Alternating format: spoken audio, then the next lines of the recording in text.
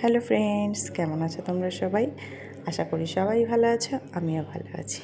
আজকে জিম থেকে এসে খেয়ে নিচ্ছিলাম ওটস। আমি এদিকে খাচ্ছি আর আমার ছেলে ওইদিকে পড়তে বসেছে। আমার ছেলে কিন্তু সত্যি ভীষণ ভালো, নিজের পড়া নিজেই বেশ করে নেয়, একা একা, কাউকে বলতে হয় না। আর আমার বড় ওই দিক থেকে বাজার করে নিয়ে এসছে মাটনটা ধুয়ে রেখে এসে আমি একটু ঘরের কাজ করে নিচ্ছিলাম।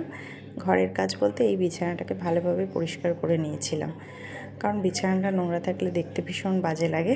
তাই বিছানাটাকে আগে ভালোভাবে আমি পরিষ্কার করে নিয়েছিলাম। তারপরে চলে গেছিলাম আবার সবজি কাটতে। আজকে জানো তো লেগের ওয়ার্কআউট করেছিলাম, তার জন্য আর দাঁড়িয়ে দাঁড়িয়ে সবজি কাটতে ইচ্ছা করলোই না, কারণ সব কাজই তো মোটামুটি দাঁড়িয়ে দাঁড়িয়েই করতে হয়। তাই ভাবলাম না, একটু বসে বসে করি, পাটা একটু আরাম পাবে।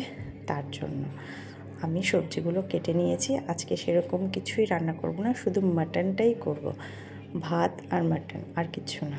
এদিকে আমি রান্নাটা বসিয়ে দিয়েছি, মাটনটা রান্না হচ্ছে আর ওইদিকে আমি কাজ করব। তার জন্য তাড়াতাড়ি রান্নাটা বসিয়ে দিয়েছি। আবার যেতে হবে জিমে, তারপর যেতে হবে রেশন আনতে, তার জন্য তাড়াতাড়ি করছিলাম। তারপর ঘর মুছছিলাম, একদিক দিয়ে ঘরটাও নোংরা হয়ে থাকে না, যেহেতু আমি ঘরটা একবারই মুছি, তার জন্য আজকে ঘরটাকেও মুছছিলাম, ওইদিকে আবার রান্নাও করছিলাম। মানে আমি প্রত্যেক দিনই এরকমই করতে থাকি, একবার কাজ করি আরবার রান্না করি।